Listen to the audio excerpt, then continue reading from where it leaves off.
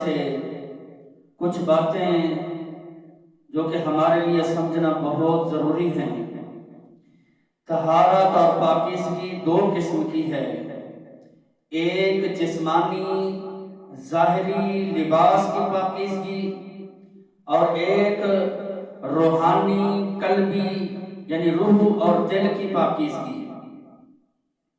دونوں پاکیزگیاں ایک دوسرے سے لازم اور ملزوم ہیں۔ جسمانی پاکی اگر شرعی اصولوں سے نہ کی جائے، شرعی اصولوں کے حساب سے طہارت نہ کی جائے تو پھر بھی انسان پاکی کو حاصل نہیں کر پاتا۔ نبی صلی اللہ علیہ وآلہ وسلم ایک دفعہ جا رہے تھے، صحابہ کرام کچھ ساتھ تھے، دو قبروں کی طرف اشارہ کر کے فرمایا تھا کہ ان دو قبروں کو، ان میں جو صاحب قبر ہیں ان کو عذاب ہو رہا ہے۔ ان میں سے ایک صاحب قبر جو کہ پاکی اختیار نہیں کرتا تھا، ناپاک رہتا تھا، اور یہ کہ پیشاب کے چھینٹوں سے نہیں بچتا تھا، اس کو تو اس نے معمولی سمجھ رکھا تھا، لیکن اللہ کے ہاں یہ بہت بڑا جرم اور گناہ تھا۔ آج وہ عذاب قبر میں مبتلا ہے۔ اس لیے انسان کو چاہیے کہ پاک اور صاف رہے۔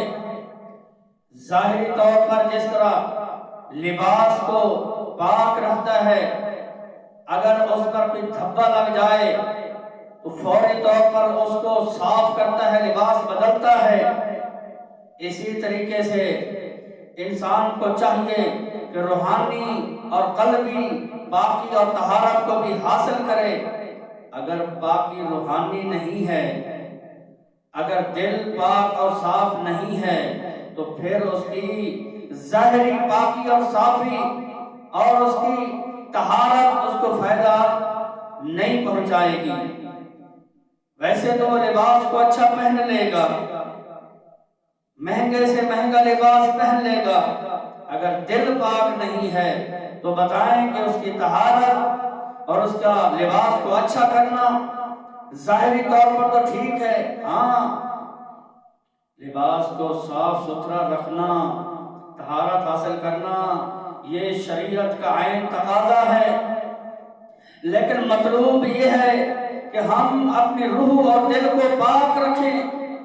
آپ علیہ السلام ہمیشہ باوضو رہتے تھے، تو ہمیں چاہیے کہ اگر ہم باوضو نہیں رہ سکتے تو ہمیں کم سے کم یہ تو کرنا چاہیے کہ ہر قسم کی جو غلاظت ہے اس سے اپنے آپ کو دور رکھیں۔ اور جو دل کی غلاظت ہے یہ بہت بڑی غلاظت ہے۔ دل کے اندر جھوٹ، حسد، بغض، کینہ، عداوت، یہ ساری چیزیں اپنی اپنی جگہ پر انسان کے دل کو سیاہ کر دیتی ہیں۔ اور یہ کہ جب انسان کی زندگی میں، روٹین میں، معمولات میں اگر جھوٹ شامل ہو جائے، جیسا کہ آج معاشرے میں عام ہے، تو انسان کا دل سیاہ ہو جاتا ہے، مردہ ہو جاتا ہے۔ اور جو انسان نماز نہیں پڑھتا اور یہ کہ اللہ کے ذکر سے غافل ہے، اس کے دل پر دھبے لگائے جاتے ہیں سیاہ، وہ ہمیں نظر نہیں آتے، لیکن دراصل انسان کو لگنے سے انسان اللہ کے ذکر سے دور ہو رہا ہوتا ہے، اللہ کی رحمت سے بہت دور چلا جا رہا ہوتا ہے۔ اس لیے نبی علیہ السلام اکثر یہ دعا فرماتے تھے، اللہم طہر قلبی من النفاق، اے اللہ میرے دل کو نفاق سے پاک فرما، وعملی من الریاء، اور میرے عمل کو ریاکاری سے محفوظ فرما، اور آنکھ کو خیانت سے اور کان کو نافرمانی سننے سے محفوظ فرما۔ لیکن آج معاشرے میں یہ سب کچھ عام زد ہے، جھوٹ بھی فیشن بن گیا، ہمارے ماحول کا حصہ بن گیا، اتنا بڑا گناہ ہے جھوٹ، ہر برائی کی جڑ جھوٹ سے حاصل ہوتی ہے، یعنی جھوٹ اگر بولا جائے تو برائی وہاں سے شروع ہو جاتی ہے، خیر سے محروم ہو جاتا ہے۔ صحابہ کرام پاکی حاصل کرتے تھے، طہارت میں، پاکی میں، جہاں جہاں انہوں نے جسمانی طہارت حاصل کی، ہاں لباس پر پابند ضرور لگے ہوئے تھے، لیکن ان کا دل ایسا، ان کی روح ایسی پاک تھی۔ اللہ نے فرمایا قرآن مجید میں فیہ رجال یحبون ان یتطہروا واللہ یحب المتطہرین۔ یا پیغمبر صلی اللہ علیہ وآلہ وسلم، آپ میں آپ کے ساتھ کچھ صحابہ ایسے ہیں جو پاکی حاصل کر رہے ہیں، طہارت حاصل کرنا چاہتے ہیں، اور اللہ تعالیٰ ایسے پاک رہنے والوں کو پسند فرماتا ہے۔ اس لیے روحان دونوں پاکیاں، جہاں جہاں جسم کو ہم پاک رکھتے ہیں، لازم ہے کہ ہم اپنے روح کو بھی پاک رکھ لیں۔ اہل بیت آپ علیہ السلام کی ازواج، بیویاں، ازواج مطہرات، وہ اللہ تعالیٰ نے کیسا احسان فرما دیا۔ اللہ تعالیٰ نے فرمایا ہم نے فیصلہ کر لیا کہ آپ کے اہل بیت کو پاک کر دیں۔ کیا جسمانی غلاظت کی بات ہوئی؟ نہیں، اس سے تو وہ پاک رہی اللہ کی رحمت سے، لیکن اللہ نے ان کے دل کے اندر، جیسے انسان کے دل میں برے خیالات یا یہ کہ نفسانی خواہشات یہ غلبہ پاتی ہیں، اللہ نے فرمایا ہم نے فیصلہ کیا ہے کہ اہل بیت کے دل کو اس طرح کی غلاظت سے، روحانی غلاظت سے پاک کر دے۔ انما یرید اللہ لیذھب عنکم الرجس اہل البیت ویطہرکم تطہیرا۔ اللہ ارادہ فرما چکا کہ اہل بیت کو پاک اور صاف فرما دے ہر قسم کی غلاظت سے۔ اہل بیت کو رب تعالیٰ نے ان کے دل کو پاک اور صاف فرما دیا۔ دل کے اندر کسی کا حسد نہیں ہونا چاہیے، اور یہ کہ بغض نہیں ہونا چاہیے، کینہ نہیں ہونا چاہیے۔ اگر انسان کا دل اللہ کے ذکر سے آباد ہے تو پھر وہ پاک اور صاف ہے۔ اس لیے روحانی غلاظتوں سے اپنے آپ کو بچا لیجئے، جھوٹ سے، اور یہ کہ دھوکہ دہی سے، حسد سے اپنے آپ کو بچاؤ، پھر اللہ تعالیٰ ایمان کی مٹھاس عطا فرمائیں گے۔ ورنہ ایسا ہوگا کہ نیکی کو انسان نیکی نہیں سمجھے گا۔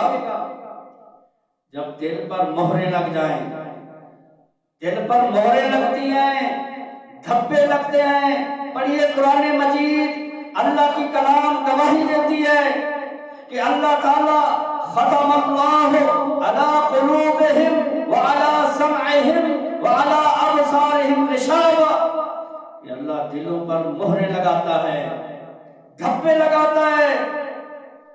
نبی صلی اللہ علیہ وآلہ وسلم نے فرمایا کہ جو جماعت چھوڑتے ہیں اللہ تعالیٰ ان کے دلوں پر دھبے لگاتا ہے، سیاہ ہو جاتا ہے، مردہ دل ہو جاتا ہے۔ برائی کو، وہ برائی کے اندر بھی اچھائی، اور اچھائی کو تو اچھائی نہیں سمجھ رہا ہوتا، برے کام کرنے کی کہہ رہا ہوتا ہے کہ ماشاءاللہ جی میں برائی کا کام ہے، ماشاءاللہ۔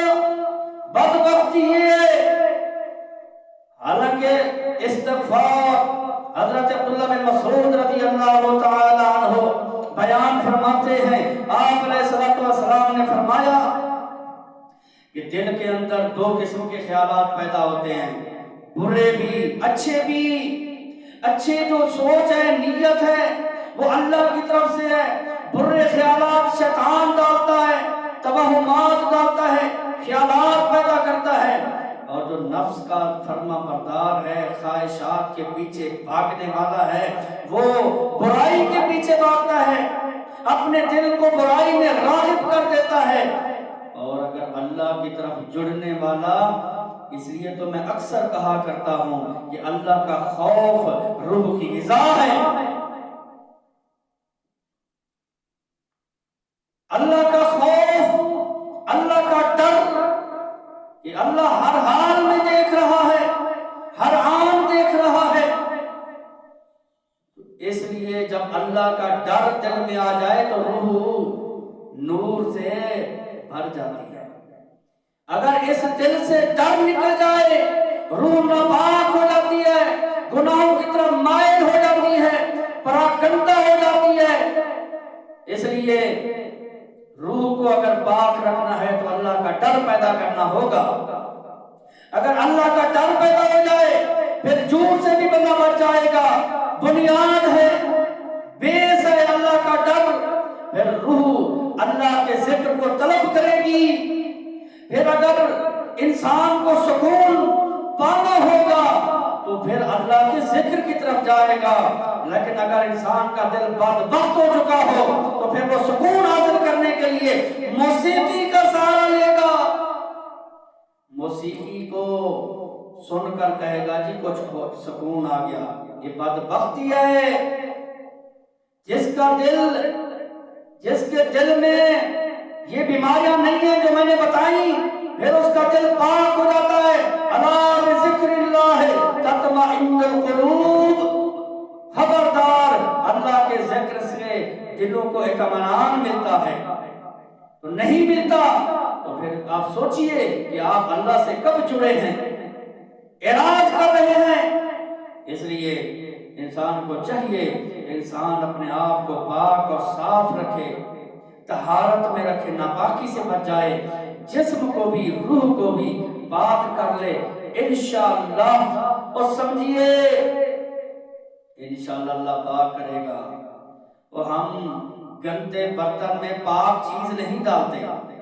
گندے برتن میں کوئی پاک چیز یعنی کوئی حلال چیز، چاہے وہ دودھ ہے چاہے وہ غذا ہے، اگر برتن میں گندگی ہے تو ہم وہ پاک چیز بھی نہیں کھاتے۔ اگر دل میں گندگی ہو، رب پاک ایمان کی دولت کیسے ڈالے گا؟ دل کو پاک کریں گے تو رب ایمان کی دولت سے مالا مال کرے گا۔ پھر وہ صحابہ کرام جن کے پاس لباس پہننے کو نہیں ہے پورا، لیکن دل پاک اور صاف ہیں، اللہ تعالیٰ نے وَلِبَاسُ التَّقْوَىٰ ذَلِكَ خیر فرمایا کہ جو تقوی کا لباس جنہوں نے پہنا ہوا ہے، روح کو جنہوں نے پاک کیا ہوا ہے، ذَلِكَ خیر، یہ بہتر ہے۔ وَتَزَوَّدُوا فَإِنَّ خَيْرَ الزَّادِ التَّقْوَىٰ، ذات راہ بھی ایک انسان کے لیے ضروری ہے، لیکن سب سے بہترین ذات راہ یہ ہے کہ دل کے اندر اللہ کا ڈر پیدا ہو۔ اسی لیے اللہ تعالیٰ اس دل کو چنتا ہے، اس دل میں ایمان کی روشنی بھرتا ہے، جس دل میں اللہ کا ڈر ہے، اللہ کی عزت اور تکریم ہے، پھر وہ غلاظت سے پاک ہو جاتا ہے دل۔ تو چاہیے کہ ہم اللہ کی کتاب کو پڑھیں، اللہ کی کتاب کو سمجھیں، اور یہ کہ شریعت کے اصولوں کے تقاضوں